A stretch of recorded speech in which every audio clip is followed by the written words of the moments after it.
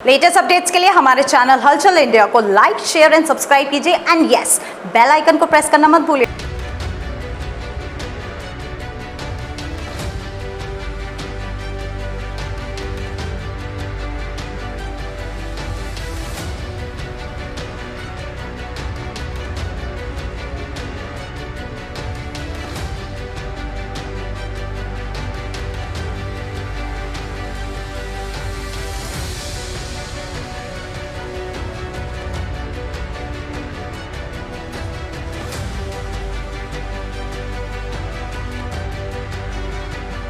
कल DAV public school में जो प्रकरण हुआ था, जहां पर एक छात्र और टीचर में मारपीट हो रही है, झपटा झपटी हो रही है, उसी प्रकरण को लेकर टीचर्स में काफी रोष व्यक्त हो गया है। हापुड़ के ज्यादातर सभी टीचर्स नगर पालिका धरना स्थल पर पहुंच गए हैं और यहां पर धरना कर रहे हैं। और ये धरना केवल और केवल जो टीचर के साथ डीएवी पब्लिक स्कूल में एक छात्र द्वारा मारपीट का वीडियो जो वायरल हुआ था, उसको देखने के बाद हुआ है। और ये क्यों ऐसा हुआ है जानेंगे। सर, किस वजह से आज यहाँ पर आप धरना प्रदर्शन कर रहे हैं? सर, प्रकरण आपको पता ही है, आपके माध्यम से हमें पता लगा। हम सभी अध्यापक एकजुट हुए हैं क्योंकि यह सिर्फ एक अध्यापक का विषय नहीं है। ये रोज आज उसके साथ है, कल हमारे साथ भी होगा। ये समाज किस तरफ जा रहा है, ये आज के छात्र किस दिशा में इस समाज को लेकर जा रहे हैं, हम इसके अपने सम्मान के प्रति यहाँ पे खड़े हुए हैं। सभी शिक्षक समाज यहाँ एकत्र हुआ आज अपने सम्मान के लिए, अपने अधिकारों के लिए।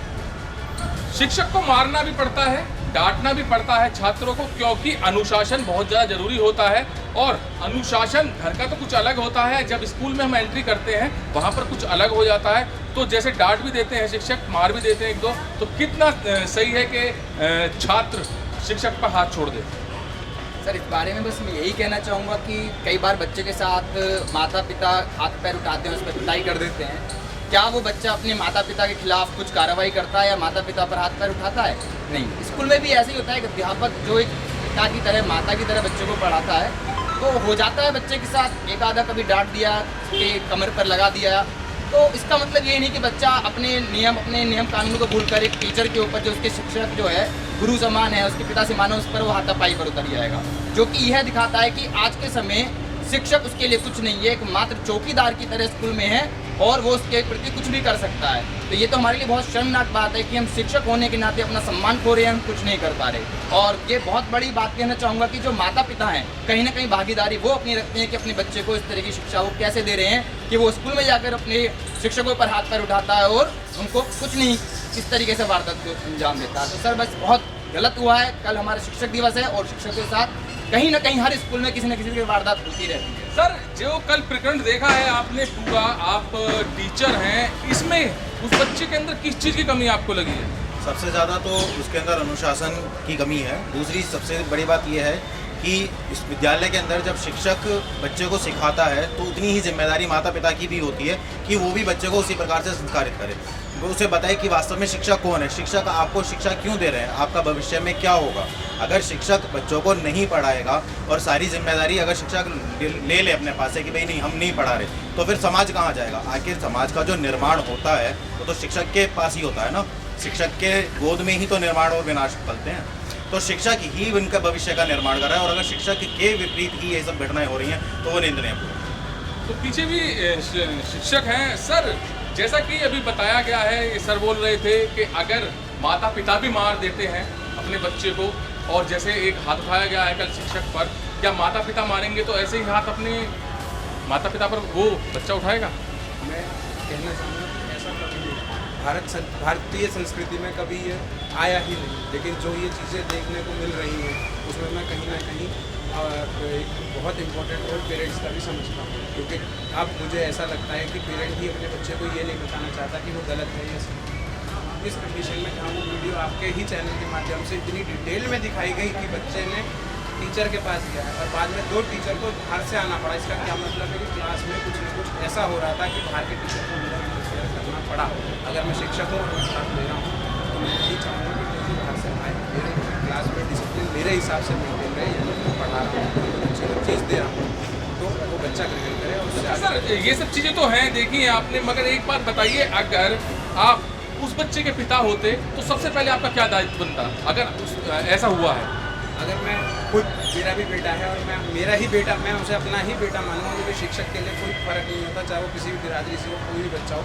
और मैं अगर उसका पिता होता तो सबसे पहले जा करके जो आपने करा, CCTV फुटेज कैमरा चेक करता कि क्या मेरा बच्चा गलत है और या मेरा जो टीचर जैसे भाई पढ़ा रहे होते क्लास में तो भाई गलत है या सही है। मेरे साथ भी जब मैं स्कूल में हुआ करता था, एक बार हुआ था इंसिडेंट जिसमें मेरे फादर ने जाकर के सबसे पहले ये पता करा कि मेरा बेटा गलत है या टीचर गलत है। और इसी हापुड़ शहर का ही मेरी लास्ट 11th 12th हुई यही हापुड़ शहर से। तो उसमें आज भी अगर आप प्रिंसिपल मैम से बात करेंगे तो मेरे पेरेंट्स ने कभी भी मेरा साइड नहीं लिया, हमेशा टीचर की बात रखी कि टीचर सही है, जहाँ आपकी गलती है वहाँ गलत है, आपको मानना पड़ेगा।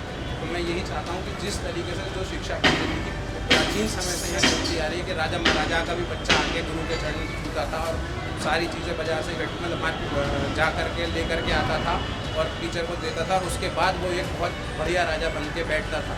वही चीज़ें चलती रहे। मेरे परिवार में सभी लोग टीचर हैं, जिनके जैसे कि मेरे मदर, मेरे फादर हैं, वो सभी लोग टीचर हैं और उनके पढ़ाए हुए बच्चे आज बहुत ऊपर लेवल पे हैं। और वो आज भी अगर कहीं मिल जाते हैं तो उनके पैर छू करके स्पर्श ले करके, चाहे वो हमारी हिंदू संस्कृति में लेडीज़ पैर नहीं छूती है, लेकिन पृथ्वी में बहुत सारी लेडीज़ ऐसी जानता हूँ जो मेरे मदर, मेरे फादर के आज भी कहीं दिख जाते हैं, सड़क चलते रुक करके गाड़ी से करके पैर छूते हैं। वो सभ्यता बनी रहे, कोई भी गलत स्टेटमेंट, कोई भी चीज़ या कोई भी जो एक्शन टीचर के अगेंस्ट हुआ है, बच्चे की पिटाई करनी पड़ी, दूसरे टीचर की करनी पड़े, इस फ्यूचर में ना आए।